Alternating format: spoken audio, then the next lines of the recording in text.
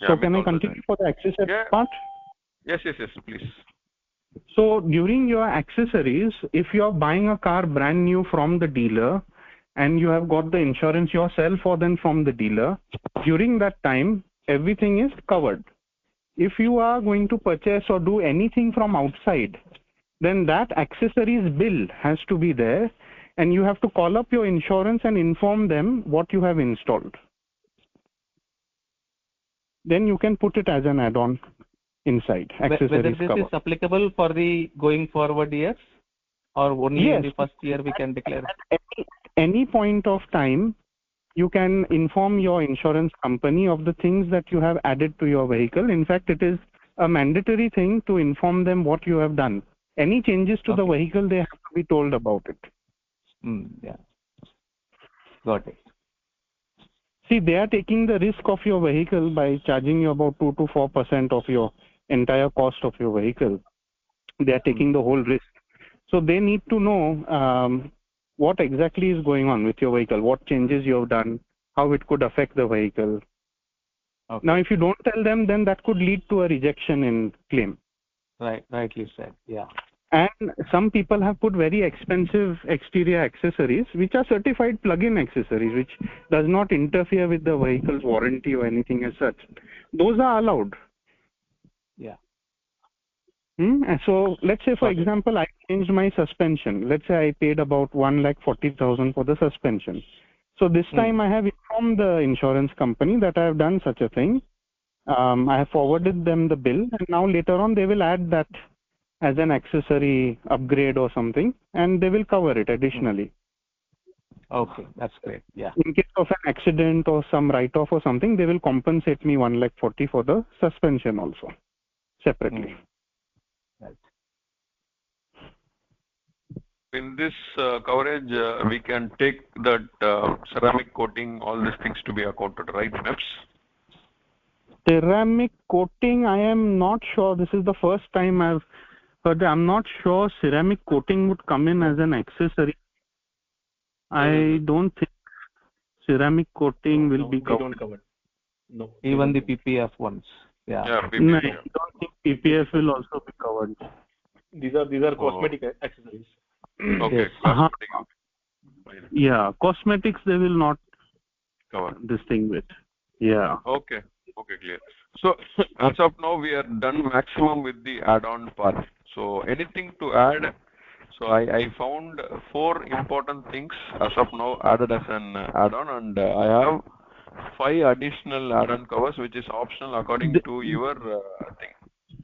There are some covers in certain insurance policies that do not cover consequential damage, and it has to be taken as an additional add-on. So make sure your policy already has consequential damage inside the wordings, or you will have to force them to cover consequential damage. Okay, clear. For example, in my this Kotak policy, the write-up that Sagar had sent, in that this battery cover is nothing but a consequential damage cover. Yes, in ICE car it is called engine protect. Yes.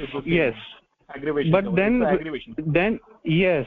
But what happens is engine protect has to be worded properly as electric motor cover. Now it has to, or they have to give it to you in some sort of writing on the document. Yeah. Okay, it is an electric motor and traction battery coverage. Yeah. True. Okay.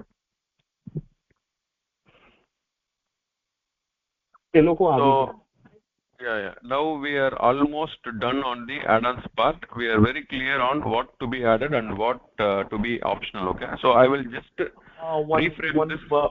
One more thing. One more important thing is we have forgotten the most important thing, which is RSA. So if you're far away from your service center, or your outhouse or factory or bungalow is far from the main city, then sure in RSA to take maximum kilometers for towing services, because by default they give you 90 kilometers. What is this RSA? Can you please come with the details? Roadside assistance. Okay, okay. Yeah. That is defaultly covered in the policy, right? RSA. It is. So we Again, Some do it, some remove it. yeah, we already yeah, have 3 years of RSA with our from vehicle, MG. so that MG is Yes. doing. And if you are going for the additional validity, like, so I have taken the additional coverage for next 2 years. Like 5 years, my vehicle is having RSA, so I will not be claiming any RSA from the insurance service Insurance. provider. Whereas I have internally But claimed with. Prem, there are finer details to RSA. Mhm. The first cover in RSA itself, the first cover should be replacement taxi benefit. So, for example, you are going on a highway, you are out in a remote place, and your car breaks down. So this is when the RSA cover kicks in. Yes, You know, this is when you and call up and they will come to save you. yeah, and what the first cover they should provide is towing service in an RSA, which is very important. They do provide it, most of the companies. The second thing is taxi benefits. Once the towing truck comes, then you have to be taken to the nearest accommodation of your choice, maybe a hotel or anything that is. They have some riders on that, how many kilometers and how much, or we have to pay for those extra kilometers. And then And some companies do provide. Yeah, yeah. Yeah, and some companies also do provide accommodation benefits, in the yes, Right. RSA very itself. important. So where they give you 1 night of stay complimentary as a part of RSA. And many companies do also provide fuel, but in our case, it is not needed. But some companies do provide, within a metropolitan city kilometer range of 50, they will provide battery charging services. Like Tata That gives, that right in now only RSA. Allianz, that only Bajaj Allianz Yeah, and one other company is giving right now, huh? Tata and Bajaj Allianz. Yes. They do provide Yeah. charging benefits in a particular city limit. They will come with a truck that has a generator or maybe a DC battery, and they will charge your car. Yes, I Certain purposely percentage, tried which it. It's very effective. yeah, Mhm. yeah. I purposely tried it. I purposely drained the battery to 4% and I called them. They came and they did it. Very effective. So Yeah. if So I am having the RSA from MG, can I try this? Yes, no, you it can. depends. Have you have they given that ma'am in Yes, MG yes, has they given have. that? But you have to be within how many? Some 50 kilometers 50 of a kilometers. city. 50 Like if kilometers you're of in a city, Bombay, particular city. Bangalore, Or yeah, Pune, 50 kilometers. 50 Hmm? kilometers. Metro Because cities I have only. never made my car to come down of 10%, so I am planning to try this. I've taken it on 0%. It is a beautiful car. It has a Oh very yes. reliable range. Yeah. Good, good, good. So Okay. frame this RSA you should move it to major covers.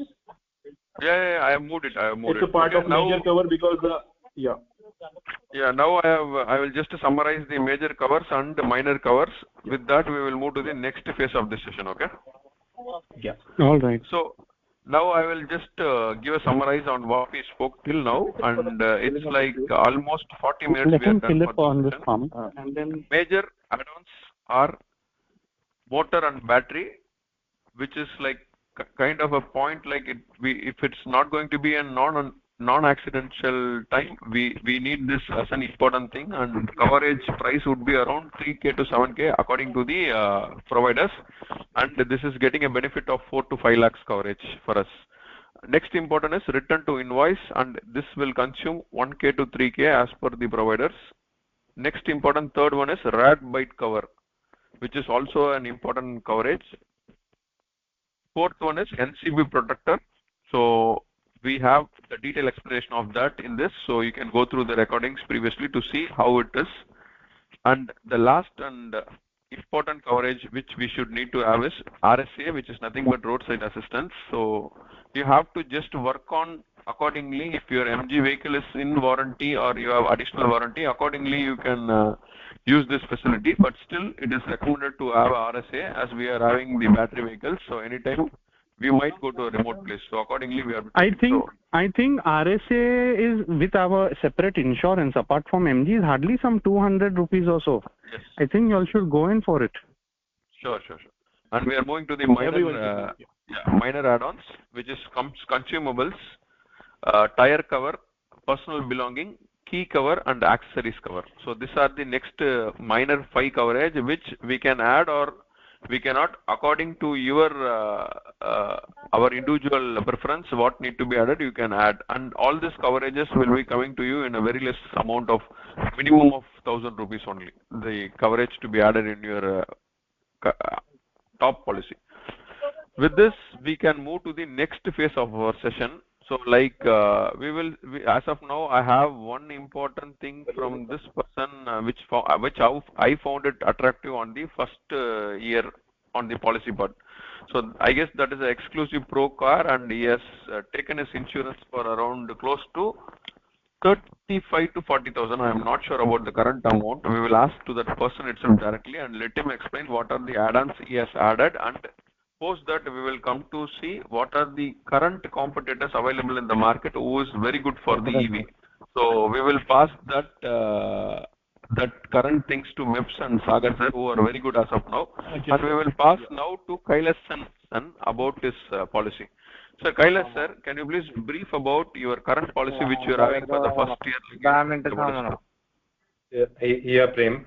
So I taken my vehicle on last October. So I used to renew my insurance through United India. So I took this new vehicle insurance by seeing the difference compared to the company's insurance actually. So companies also have a type with some companies, actually. Not the MG is directly giving, right? So they used to tell that like they say MG insurance, but internally like it will be some companies will be tied off. So I actually took the United India insurance, and I found like I got it a good deal for around 40,000 and have a NCB discount also carry forward from my earlier vehicle around 35%. So it comes around 34 on the including the GST actually. And I had a recent claim after like 2 months ago. I had a claim after hitting a dog, and my front bumper. And part of it didn't affect the ADAS part, and I had a claim, and they also provided. They initially told the company told that they will not be getting the cashless. You need to pay upfront. Upfront in the sense after the repair work is over, I need to pay, and then I can get my amount from the insurance. But later I talked to the customer care, and they agreed that okay, we will do the cashless part, and they finally did the cashless, and I have to pay around only 2,000, and 1,44,000 was billed. And I think it's for 1,42,000 it was covered. And another thing is that even the surveyor also told whatever the additional, the parts which is there, right? The aggravation cover, not the aggravation, like the salvage charges they may deduct, but I'm not sure since the claim additional amount was 2K, right? Normally it is a 1K. But I'm not sure whether 2K. No, we will come to that point later. You will be paying a minimum of 2,000. So if it is crossing your 1,500 cc vehicle, so below that only it will be 1,000. Yeah, go ahead. Correct. Yeah. So if compulsory deductible. Yes. So even the surveyor also told you can take the parts which has been already been damaged, right, from the service center, so that I can use it in case if I want any parts which I don't want to claim in future, right? I can reuse that part. So I am actually free to take that part. And also if there is any metal, because this actually didn't involve any metal parts actually. So the salvage normally there is a metal parts involved, then the salvage charges will be huge.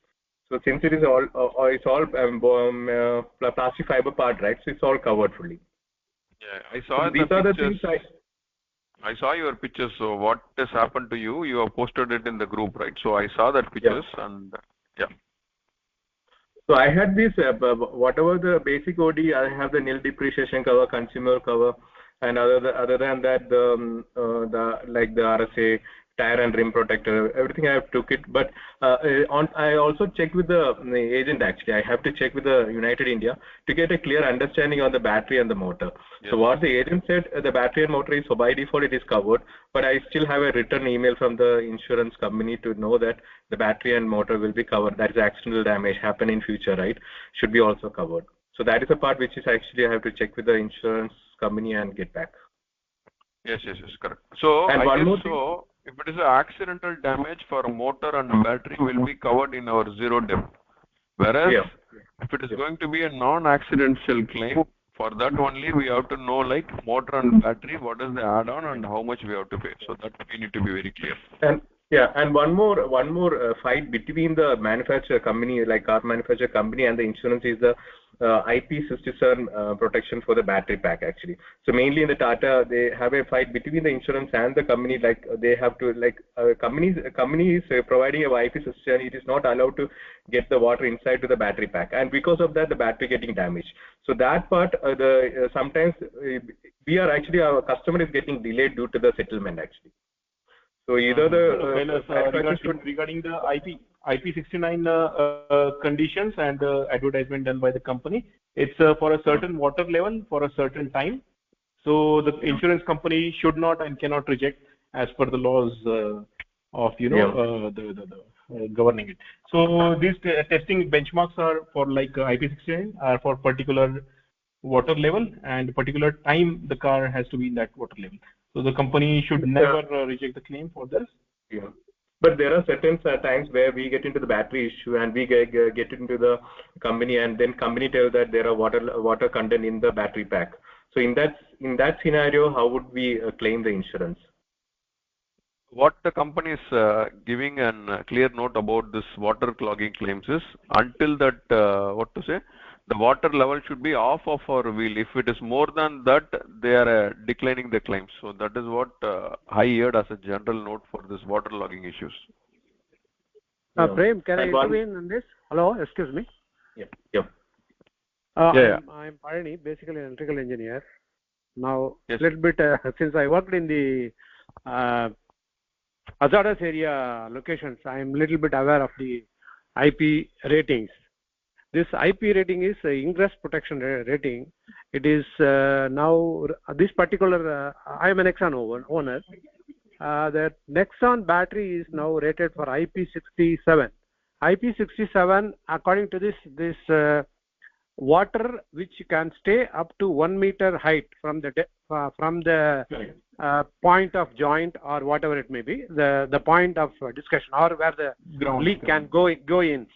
From that to the height of about 1 meter, if it stays for more than 1 hour, it should withstand. Water should not enter in that for that 1 meter length. 1 meter is approximately 3 feet, or if you consider the position of the battery from the car, it should be almost like top of your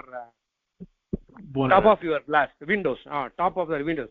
So the point I am coming to say, from the battery level, if the water goes inside, it is a manufacturing defect. We have to argue it is a manufacturing defect because they will be providing another cap for the battery system, all the hot air to go out of the pack as well as cold air to go inside.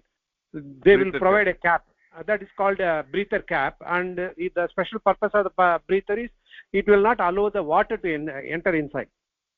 It will allow only the air to go inside, and the hot air can go in and come in to have a communication of air. So this is only to take away the heat generated inside the battery pack, but it should not supposed to allow the water inside. If that fails, that is the case, water can go inside. So that is the manufacturing part, because consumer is nothing to do with the that particular cap.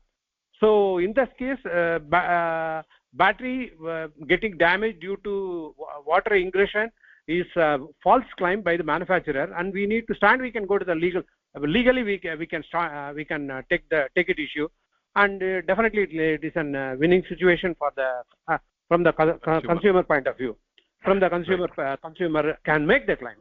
So this is the point I want to make it to the people. Yeah. Thank you, sir. Thank you. It is very clear. Yeah. One more scenario what I see with the people, right, when we go for some lower clearance and the rocks get hit with the battery pack, right, we won't be noticing it.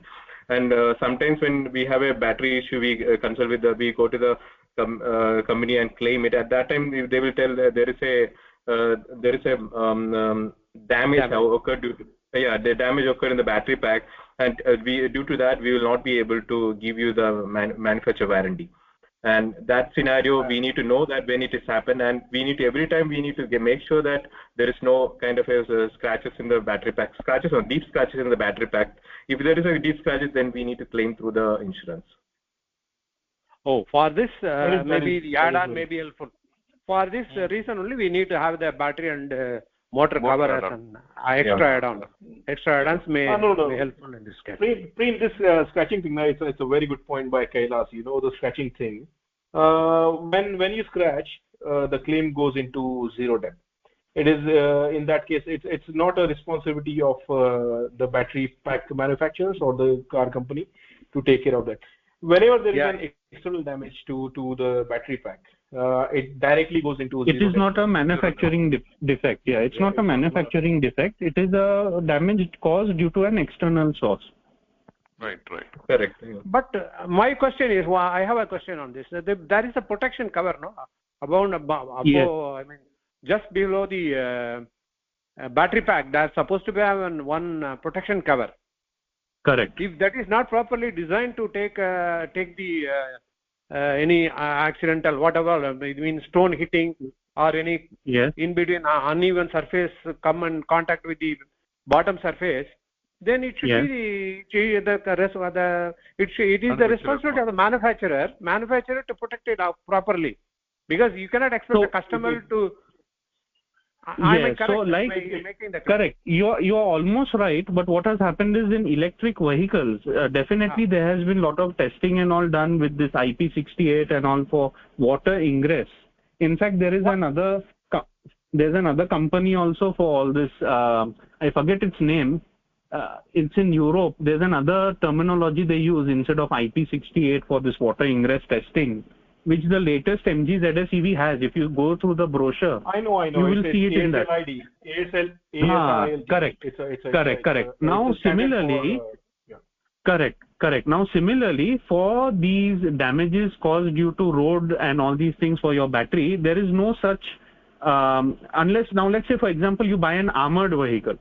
Then it has got this testing done, it has got this ballistic certification and everything, and then if it fails, yes, then you can claim warranty, manufacturer warranty. Now, they have given you a basic protection for basic rocks and stones, but if anything does happen above and beyond, which is unforeseen, which has not been tested, then it is definitely just because of external sources. Just to add on to Mev's point, whenever we buy a car, we are purchasing as in condition, correct?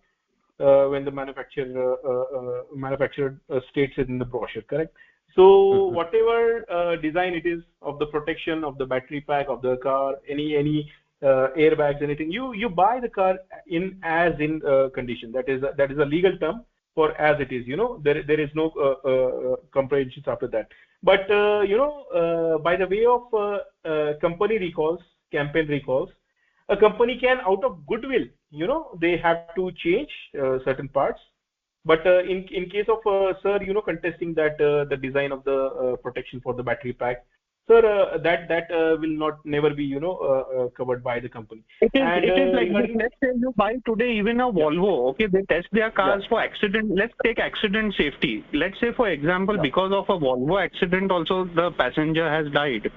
So that will not go under warranty, though. Yes, you can contest it in court, and if proven that because of the manufacturer, even after all the safety airbags and all the active passive safety systems has failed, if it has failed, then yes, you can claim some compensation for the same. Okay, sir. Yeah, we are clear on this point. And the second point, just a minute.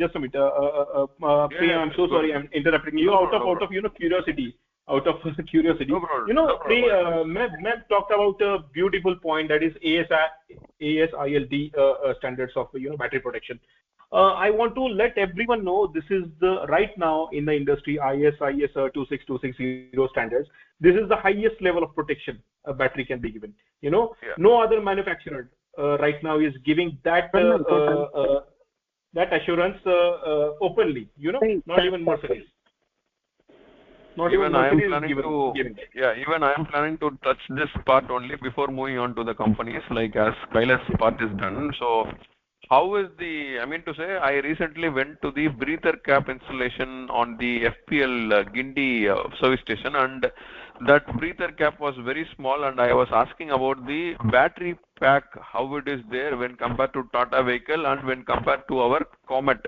How is the battery pack protection in the current ZSEV model which we are having? That was my query to the service person. Okay, so I have not got any good reply. So what he's saying is the Comet battery is now with production like the Tata vehicles, but the ZSEV vehicles is not that protected. Was the input from him? So I was not on a good thoughts about that. So I thought of speaking that as well now. Actually, my brother works on these standards, and he's an automotive safety engineer. And so we have lots of interest, in these topics, and we go into the depths of these standards. And so, in short, I'll tell you overview. ASILD is the highest, certification right now for any safety protocol. Even Mercedes has not reached that. They are working on ASILC2, something like that. I'm not sure, but no one right now has claimed ASILD, and we were even surprised. Even my brother was surprised that MG has clearly got those accreditations. It's the highest level. I'm telling you, this point MG is not marketing properly, but this is one of the strongest points right now in the EV car OEM. So is that our vehicles, the latest vehicle is having this, or out of no. Yeah. Prem, the thing is everywhere. It's a global product. This product, MGZSEV, and they are the cattle. Their supplier of the battery is absolutely a world-class OEM for battery packs after BYD. And cattle has been working so strong on this that MG has straight away given these certificates in every market, in UK, in New Zealand, in Europe, rest of the countries. And wherever they are selling, they have given these certificates, not just for India. Okay, so in India also this is certified. Yeah, this is certified. You can see in the brochure. We have checked it. You mean to say the latest 2024 models or the previous models also? I'm not sure about the previous models, but the one in 2024 that they are selling, they have clearly mentioned on, I think, page 3 or 4 of the brochure. At the bottom of the battery information, you can see ASILD certifications. Yeah, I have one small. Sorry to bother. Interrupt you. No problem. Go ahead, please. And so many cars, I came to know from the forum. There are so many cars now. Only the breather cap is being installed. Without the breather cap, they are replacing some other cap, or this is the first time they are placing the caps. This is the first time that MGZSEV they are doing. So I don't know. It's a proactive measure. Proactive? No. It should be a part of the mandatory cover. No, it should not be a. Otherwise, the water can go inside. I'm not saying optional. It's proactive, looking at the monsoon season, and they have learnt a few observations from the past experience of the owners till now, and they have created this part to give additional protection for users in India, looking at the monsoon. Because this Ziptron, they say that Tata, they have provided this as a part of their battery pack, and it should be a mandatory in this case. I don't know how come MG, when they are doing so many safety tests and all, this cap is very important in my point of view. The thing is that it's a global product, and they have bought it in India in as is condition. So they have learned a few things. They may not have learned about our water logging issues. Our lagging. They have forgotten there is the issue in the last 3-4 years. They have got to know these observations, and now they have implemented this as a good faith recall. Yeah. Okay. We are now heading to the last 10 minutes of this session. Okay, so we will now see about. So what are the companies which are providing this major add-ons we spoke, right? The 5 add-ons. Which companies are providing it very clear? So any suggestions you have? It will be a very good option for us to take it further. Go ahead. So you can. I would. Anyone is fine for this. Yeah. I would. My recommendations would be ICICI, HDFC Ergo. ICICI. They are giving clearly. Ergo. Then Tata AIG. They are giving clear battery cover. Then Reliance General. Just 1 minute. HDFC Ergo. First ICICI. ICICI. Lombard. HDFC Ergo. Tata AIG. Reliance General Insurance. Reliance General Insurance. And the most value for money, Kotak. They are giving it clearly. So most value for money is Kotak. Huh? Kotak, yeah. What about anybody knows about this United India Insurance? Because I got it, I never looked into the policy. Can I give my inputs about United India in my experience? Please. Go ahead. Kailash, I'm not trying to criticize United India Insurance, but you know, I have seen this, you know, that being a PSU company, they have a slow TAD time for you know for passing on the claim. And a recent case of 15 days back, my friend had a United India Assurance company, and even though he had a zero debt policy, they have charged him some 5 to 10% loading on the paint panels. So the transparency in working of United India Assurance is number one less. Number two is their cashless tie-up is very at the bottom of the competition. They don't have much cashless tie-ups. Even their website does not have easy access to look at their cashless tie-ups. They do provide a list in the form of Excel sheet, which has you know low grade tie-ups, which they don't have much OEM integration into their cashless tie-up. So the most important thing in an insurance is OEM tie-up, you know, company dealership tie-up. So that thing is you know missing with United India Assurance, and yeah, these are my observations. I've seen that they have these issues, you know. Thanks a lot. Yeah, we will now move on to the last phase of the session. Okay, so as of now we have identified what are the major add-ons to be added, minor add-ons, and we have moved with different opinions on how our electric vehicle need to be provided. I mean to see protected with breather cap, all these things small we have seen, and currently we have covered the insurance provider which are open to accept the major add-ons which we have. So we have providers like HDFC Ergo, ICICI Lombard, Royal Sundaram is also one of the provider who is giving it clear, and Tata AG, Reliance General, and Kotak Insurance. So these are the identified players as of now. Now moving on to the last important point which Prakash has pointed out in his conversation: unlimited claims and limited claims. What is the difference? So accordingly we can open forward this thing. So unlimited claims is there in my bucket for last 5 years. I used it in a very good way on 4 years back. So I took 3 claims on that front, and so as of now, to my knowledge, unlimited claims is being provided by HDFC Ergo, ICICI Lombard, Royal Sundaram. So any other provider is giving unlimited claims? So how about Kotak? Is Kotak giving unlimited claims or? Yeah, they do have a variant of zero debt which provides unlimited claims. But the one MEP took is of 2 claims, which is looking at the premium, it's very competitive. I don't think so by you know unfortunate uncontrollable things there won't be more than 2 claims for a normal responsible driver. Yeah. So to give more detail about the point which Prakash pointed out earlier, right? Unlimited claims. We will go to this and we will have a quick discussion on this. So we are now left out with 6 minutes. So let me put it very simple. What is unlimited claim and limited claim? Limited claim is the place where we will be doing only 2 times we can claim, and the third will be like it will go defaultly to comprehensive plan, right?